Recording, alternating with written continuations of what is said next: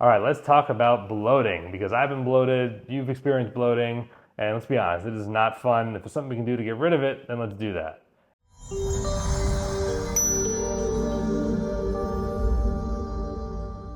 And so we're going to go through the four most common causes of bloating so that we can identify the actual problem here and be able to deal with it. And no, it's not always what you ate. So I'm going to break out the whiteboard here and break these down. The first one is stress. And so stress plays a major role in your digestion. Your nervous system gets knotted up when you're stressed, whether that stress is from the guy who cut you off in traffic, or it's the workload you have, or the responsibility for your family, or taking care of yourself and still got to fold the laundry and find time for sleep and self-care. It's a lot. And that tension really knots up your nervous system. And that means your body's in a stress state. So what does it do when your body's in a stress state? It shunts its energy away from digestion because it's a low priority activity when your body's perceiving a threat of stress.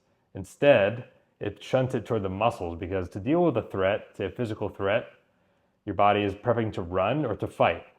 So it shunts energy to your muscles, away from your gut. Digestion is a low priority in a stress state. And so it's important to recognize that this has a real effect on your body, and your brain is directing your gut to move food through, from mouth when you eat it toward the other side when you eliminate it. And that process will slow down. And so this food's going to back up and ferment and create gas and bloating. So stress is having a very real effect on your digestion. The next type here is low bile. So bile is what breaks down fat. Bile is actually in your gallbladder. Looks like this teardrop-shaped organ. It's right around your liver. And so your liver produces bile. It stores it in the gallbladder. Your gallbladder releases bile into your digestive tract so you can digest fats. Now, especially if you don't have a gallbladder, you're not going to be able to digest fats as well as you should be. And that's going to affect your energy. It's going to affect your hormone balance because fats are what produce hormones. It's going to affect your inflammation levels. And so this is really important to be able to digest fats properly. And if your body doesn't have enough bile, you're not going to be able to digest those, especially rich meals that are very rich in fat and flavor. So very underestimated and under-recognized cause of maldigestion. Next is low stomach acid or low digestive enzymes. So your body, how does it break down the food? Well, when it goes into your stomach after you swallow it, your stomach is full of acid. Acid helps to break down the food, that super acidic substance in there. And so that breaks it down so that the enzymes, which also are in the stomach and in your intestines once it leaves the stomach, the enzymes also then help to break it down further so that your body can absorb it. If your body is deficient in these things because of stress or because you're not hydrated enough or you're not eating the right nutrient-dense foods, then you're going to be deficient in acid or enzymes. That's going to mean you're not properly breaking down your food, and your food is moving then into your intestines, not being fully broken down. And that's what leads to a leaky gut situation and inflammation. And of course, the food that isn't being absorbed is getting fermented as well and creating gas and bloating. And last is a gut flora imbalance. And so by flora, we're referring to the billions and billions of bacteria, tiny, tiny little bacteria that live in and around your gut. And these are good. We want them there. They play a ton of super beneficial roles for optimizing your health and your energy and your hormones and detox. And so we want them there. But there are also other bacteria that aren't so good, right, that we don't want. We want to get rid of.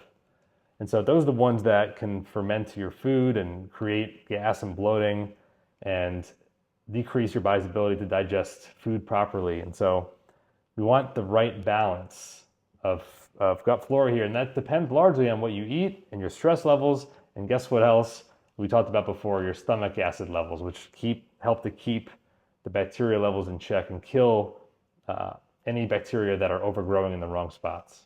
All right, so what can help here? Well, the first thing is to chew your food well. All right, chew slowly, take your time, don't multitask, and chew 30 times, yes, 30 times per bite. That ensures the food becomes true mush before you swallow it. That's the best way to help your body pre-digest it before it hits your stomach, and make it easier on your body to do its work. Okay, so chew well and take your time. Next is bitter foods. Bitter foods, things like arugula or even lemon, that helps to stimulate your body's natural ability to produce stomach acid and enzymes. Okay, next is taking digestive enzymes. So this is a supplement you can take, digestive enzymes.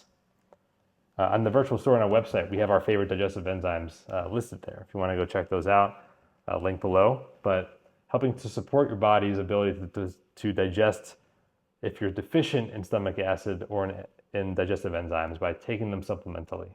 Okay, and last is fiber and probiotics. And so you can get these from food or from supplements. And instead of taking Metamucil for fiber, you can use psyllium husk, Psyllium, tricky to spell. That helps a lot of the people that we work with to stimulate natural bowel movements and detox properly. Probiotics you can get in kefir or in kimchi and sauerkraut. And if you're going to get kimchi, sauerkraut, pickles, get them from the refrigerated section, not from the shelf-stable section, because to make them shelf-stable, they had to hyperheat them and kill all those good bacteria. So you want the refrigerated products. Okay, so these are the top 4 solutions that are kind of a one-size-fits-all to help heal your digestive tract overall for all of the 4 problems we discussed earlier. Okay, so this will help your digestive system globally to produce more bile and more acid digestive enzymes, to move food along properly, and make sure to deal with the sources of stress and practice meditation or exercise or yoga or whatever helps you to deal with stress the best way possible to keep yourself resilient. Okay, so if this was helpful, like and subscribe, and let me know in the comments below which of these 4 problems you think is going on and what are you going to do to help. If you have any questions too, let me know. I always check my comments. Talk to you in the next one.